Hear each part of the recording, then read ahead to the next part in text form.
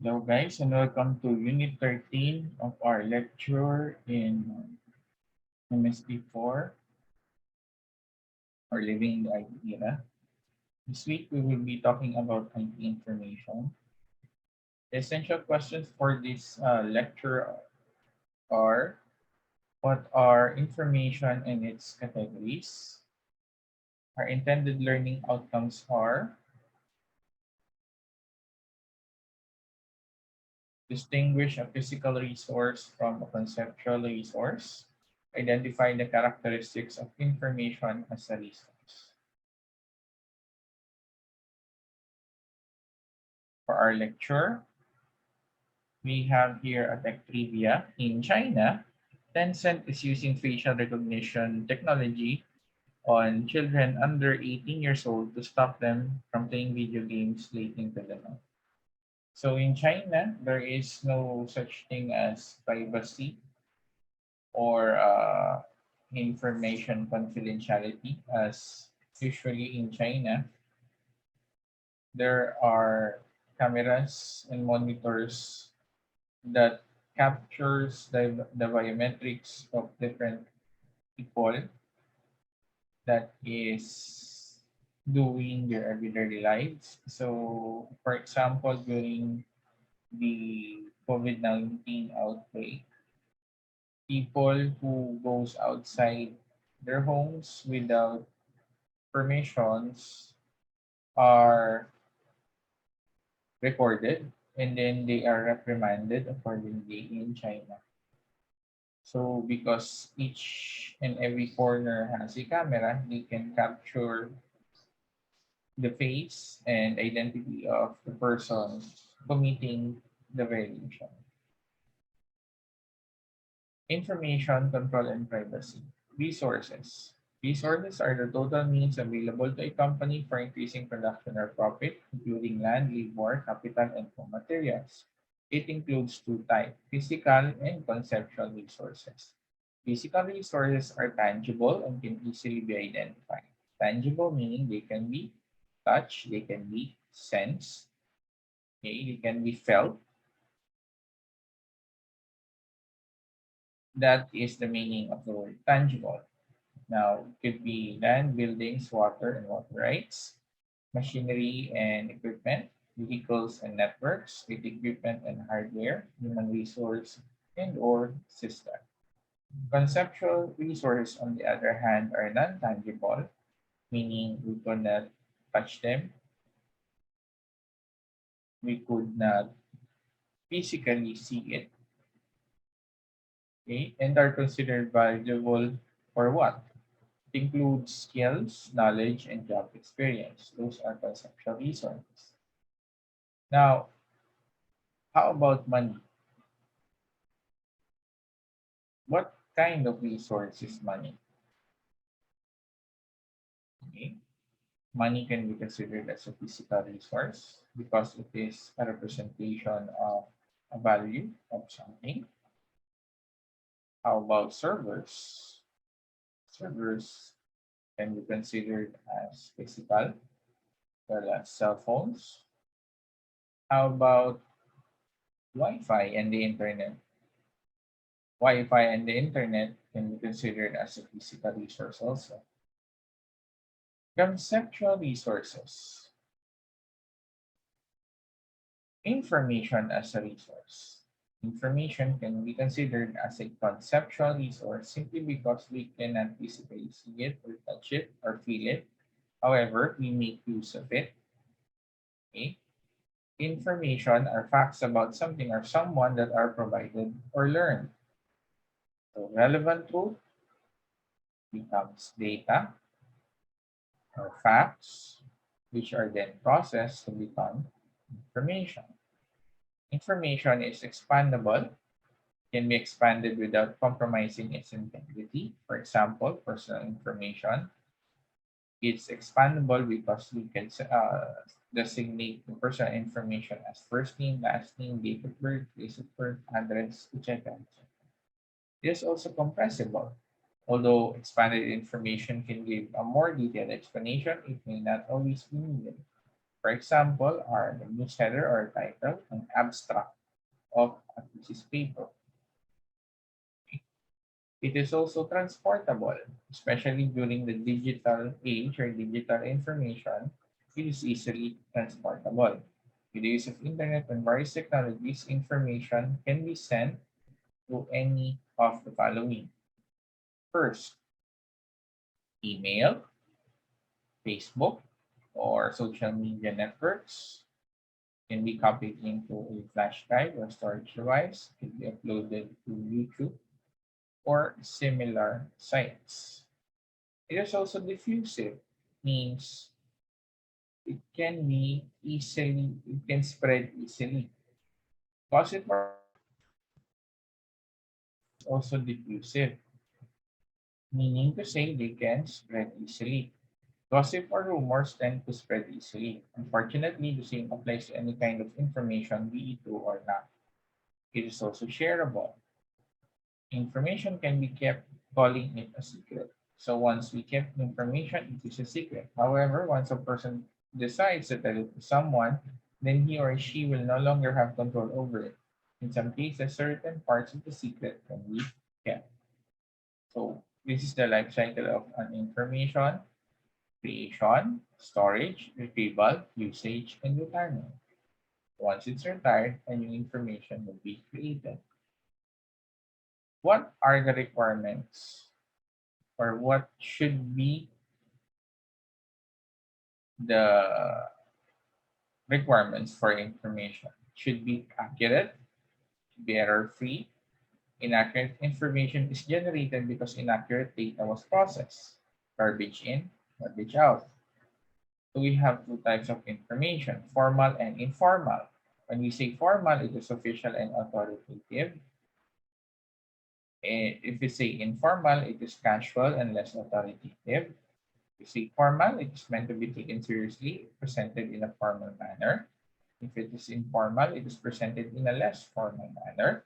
If it is formal information, it is usually more carefully prepared and verified than the informal information, and its accuracy and reliability should be higher, while informal information is less reliable. Information must also be complete. It contains all the important facts. For example, medical or medicine prescription should be complete. Otherwise, there might have complications with regards to the medication. Information must be economical. Information should be relatively economical to produce. Example, cost of information production. So for the information or in the production system, we have the demanded information by the clients. And from the production system, it will come out products. So through the production system, we input the raw materials and parts as well as the resources needed in order to create the demanded or the demand information.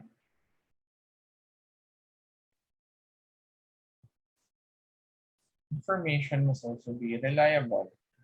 It can be depended on. The reliability of information depends on the validity of the data collection method. In other cases, reliability depends on the source of information, which brings us back to valuable information being economical. So for example, our torrent sites or torrent application. Now, the information received from different users in order for them to copy information back and forth must be verified and must be uh, de- dependable. Otherwise, the file that you are downloading will be corrupted, or it will not be able to merge properly if the different information coming from the different torrent clients are not reliable. It's the same as splitting a file. If it is too big, for example, when you're using zip or rar or 7-zip, when you are archiving a file and you want to split it into multiple parts, each and every part must be reliable. If not, we will not be able to retrieve the file back once we merge it all together. Information must also be flexible. Flexible information can be used for different purposes depending on the situation. Personal information can be used for a variety of ways. Example will be your ID. In order for you to be verified or in order for it to be used for different transactions. It must also be relevant because relevant information is important to decision making. Examples are research must be relevant, must not be out of date. Information must also be simple, not overly complex. Sophisticated and detailed information may not be needed. Complex information may sometimes lead to confusion, resulting in inaccuracy of details. Information must also be timely. It should be relevant and it should be timely. Timely information is delivered when it is needed. Example, weather predictions, stock market forecasts, and traffic management. It must also be verifiable, meaning it can be checked for correctness and authenticity. Most authors include references, bibliography, or citations in their works to enable readers to verify the content.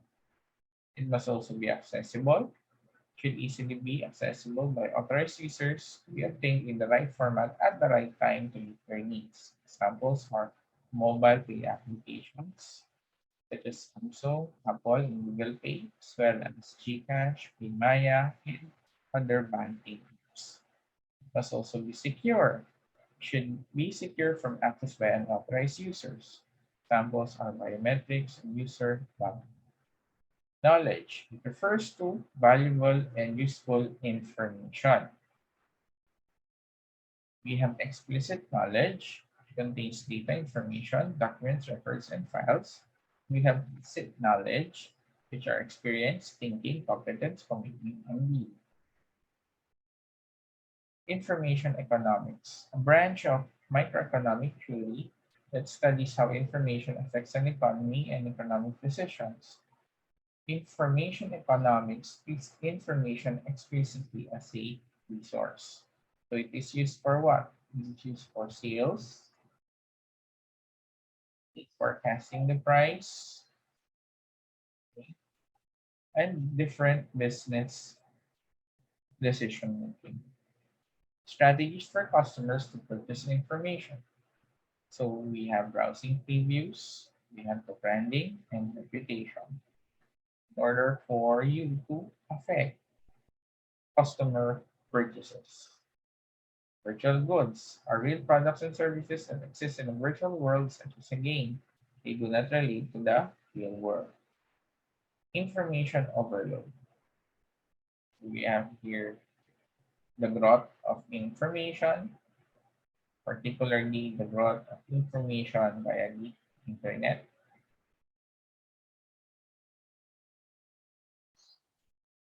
So here we have a diagram of every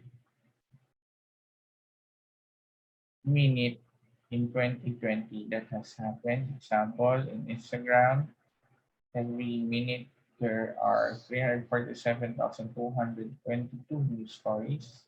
In YouTube, users upload 500 hours of video every minute. Consumers spend $1 million online every minute. Reasons of information overload. Easy duplication and transmission of information, increase in communication methods, and broad archives of historical information. Now, what do these three means? Easy duplication and transmission of information. When a picture posted on Facebook, which is also posted on Instagram and Twitter, means that the same picture has been posted 3 times on different sites. Increase in communication methods. What used to be mobile phones for SMS and computers for emails or smartphones can do both. Broad archive of historical information. Print or hard copies are now being replaced by digital ones. These digital copies are stored on cloud servers, offering maximum storage capacity for end users. Mobile social media and media commerce includes e-commerce, which is the activity of electronically buying or selling of products on online services over the internet. Includes B2C, B2B, C2C, F-commerce, and M-commerce.